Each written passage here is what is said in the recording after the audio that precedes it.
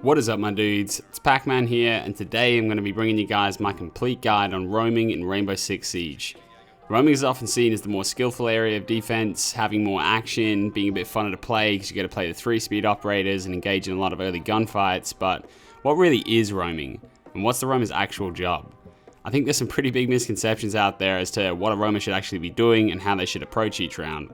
So hopefully today I can clear up a lot of those questions. I can show you the different types of roaming, the best ops to play, things to avoid, and things to actually try and achieve. So the next time you're in a ranked match and auto-click Jaeger, you can actually help your team out and win more rounds. So really quickly before we start the video, guys, I just wanted to give a big shout out to Ubisoft. One of their Australian reps actually reached out and gave me the Year 5 Season Pass on Ubi. So it's really cool to get noticed by you guys, and hopefully it's the start of a long relationship. So I really appreciate it. Big ups to Ubi. So the first thing I want to cover off today is what actually is roaming. And by definition, I guess roaming can be described as any defender that is not directly playing on either bomb site at the beginning of the round. Roamers play off-site and act as that sort of first point of defense against the upcoming attack.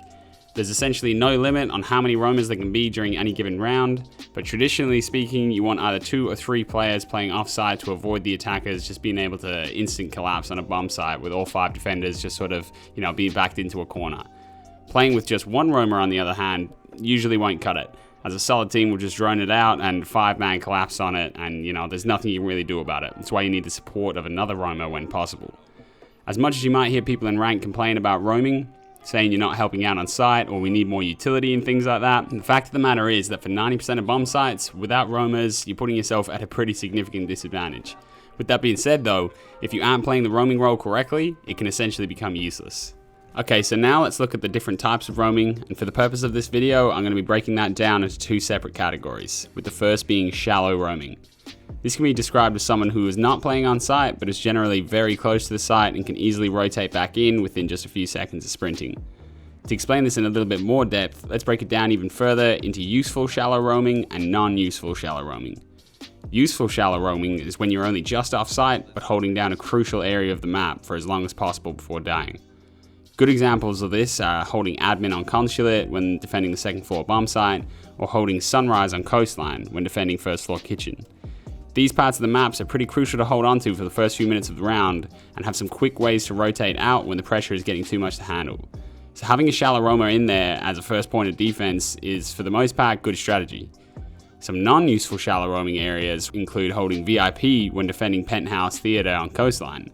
Although this area of the map is pretty crucial, once the enemy team is aware that you're in there, you're basically trapped, with very little room to move. Another example would be holding CCTV when defending Armory.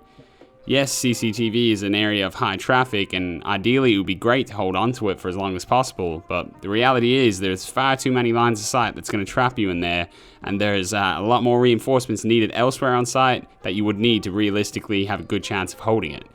Hopefully this gives you an understanding of the different types of shallow roaming and which spots are generally more useful than others. So the second type of roaming is called deep roaming. This is when you're much further away from site and cannot easily get back within a few short seconds. This type of roaming can still be very useful when done correctly, but can also be absolutely pointless if done incorrectly. Useful deep roaming can be broken down into 2 different types. The first being when you're far off site, but you're attempting to slow down a common initial push by the enemy team. A good example for this could be playing second floor on bank when defending basement. People often roam around here, and it's to slow down that initial attacking objective of opening the site hatches. The goal for the roamer here should be to slow down this operation as much as possible, hopefully get a few frags and maybe even make it back to site. Another type of useful deep roaming could be when you're hoping to do some vertical punishment when the time is right. Some examples of this is on coastline when you're defending hooker, playing in kitchen with a pulsar or Valkyrie. Your aim here should be to C4 the player as they're, blowing up that VIP wall, or the player holding the angle behind the couch.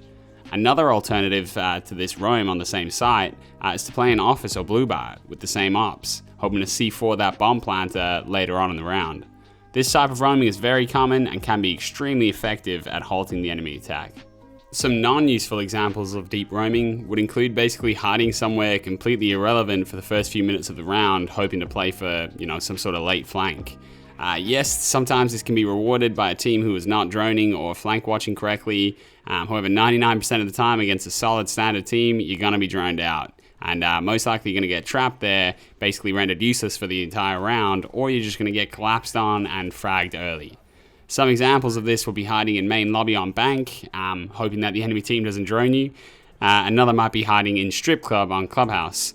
Both of these sorts of roams usually get you absolutely nowhere very quickly, and allow the enemy team to basically just have one person to trap you, cut you off, while the rest of the team can just continue on their attack completely unfazed. Don't be this guy. Now let's take a quick look at some of the best operators for roaming. Some of my personal favorites include Jaeger, debatably the best gun in the game, very useful utility, it's a win-win really.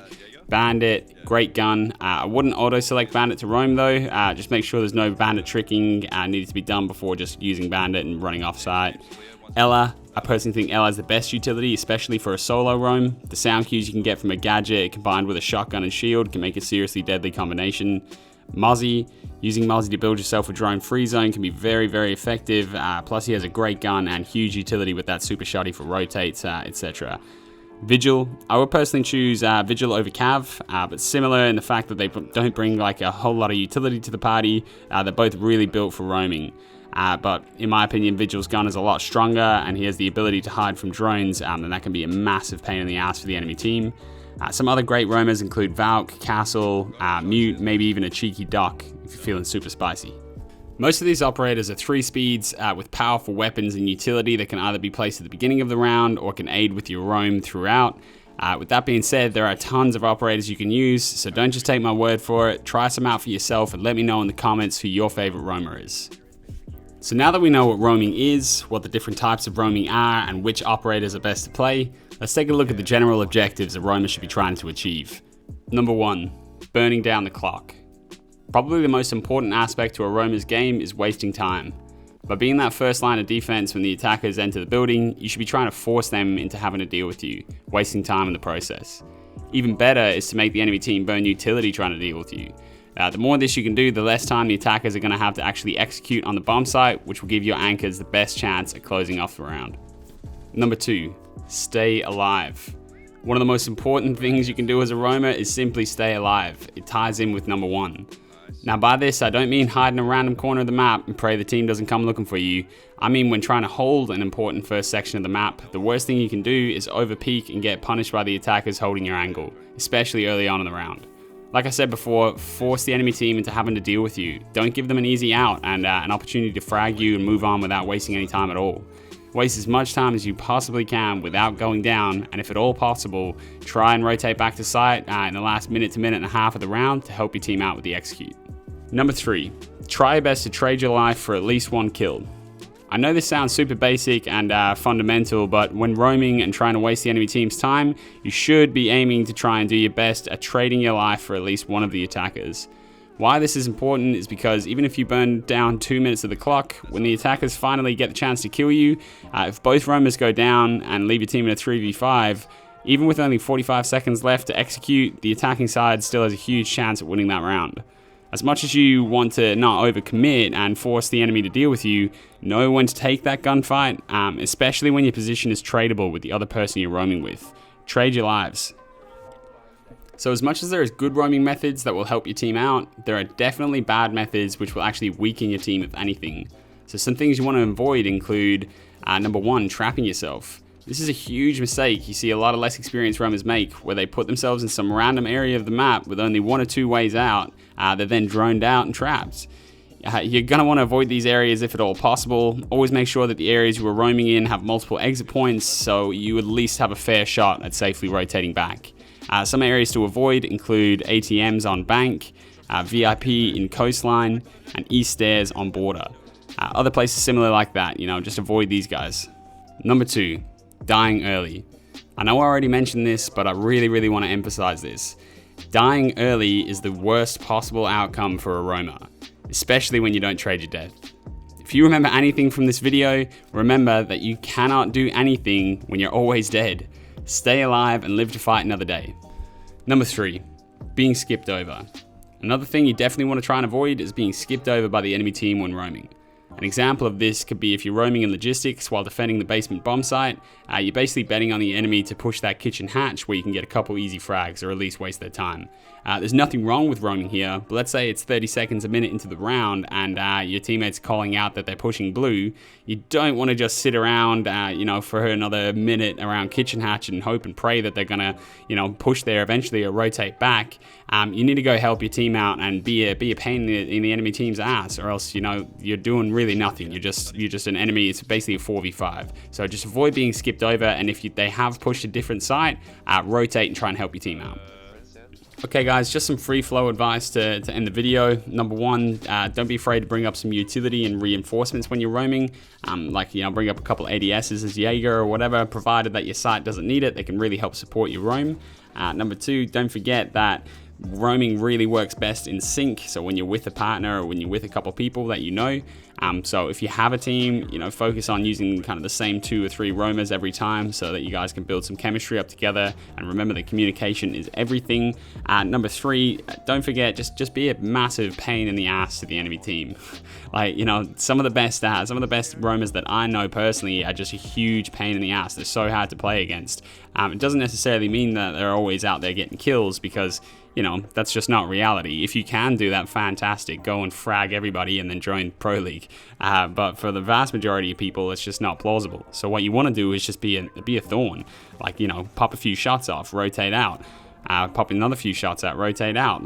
Kind of always be there and always apply pressure. Force the enemy team into dealing with you. Waste as much time as possible. Alright, so just remember, try and be a pain in the ass. Not to your team, to the enemy team. So there you have it, guys. I really hope you enjoyed this tutorial on roaming and Rainbow Six Siege. Hopefully it's given you a better understanding as to what roaming is and the general do's and don'ts. I have a few new video series ideas coming to the channel soon, and honestly there's just a lot of big news coming soon, so be sure to like and subscribe. It helps out so much, and it's going to make sure that you don't miss out. So with that being said, guys, I appreciate the support, and I will see you in the next one. Peace.